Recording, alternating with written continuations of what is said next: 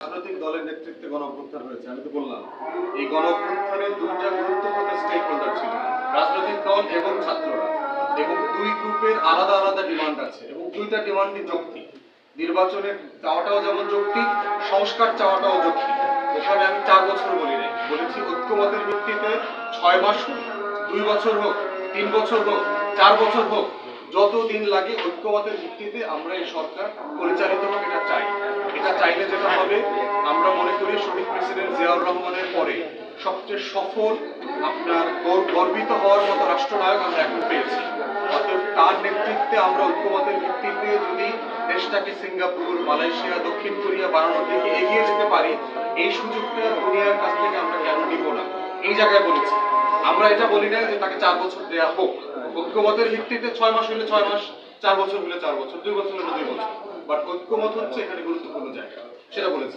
আপনাদের মতামতটা কি? আমাদের মতামত হচ্ছে ঐক্যমত প্রথম ফার্স্ট প্রায়োরিটি।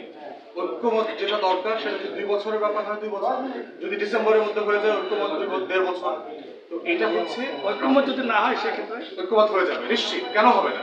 গণ অভ্যুত্থানটা হয়েছে বাংলাদেশের মানুষকে এই বিষয়ে একমত করার জন্য যে আমরা বাংলাদেশটাকে নতুন করে করতে চাই। এই ব্যাপারে কারো কোনো দ্বিমত নাই। তো দ্বিমত নাই মানে হচ্ছে আলোচনার মাধ্যমে ঐক্যমত হবে। আমরা তো ঐক্যমত হয়েছি। পূজার ছুটি বাড়বে কি বাড়বে না আমরা একমত হয়েছি না?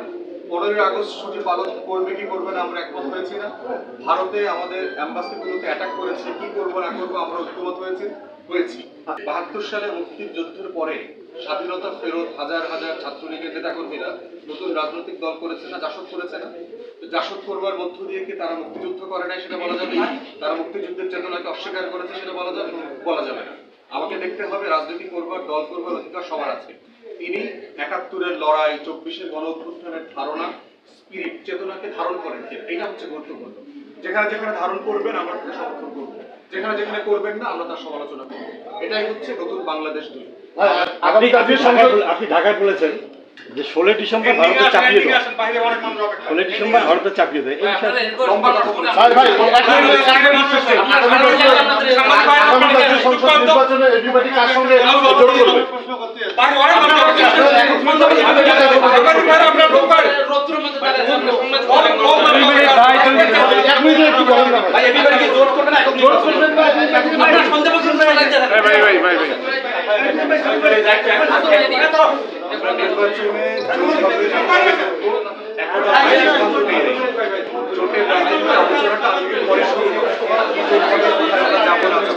আলোচনাটা ম্যাচিউর হলে আপনাদেরকে বলতে পারবো।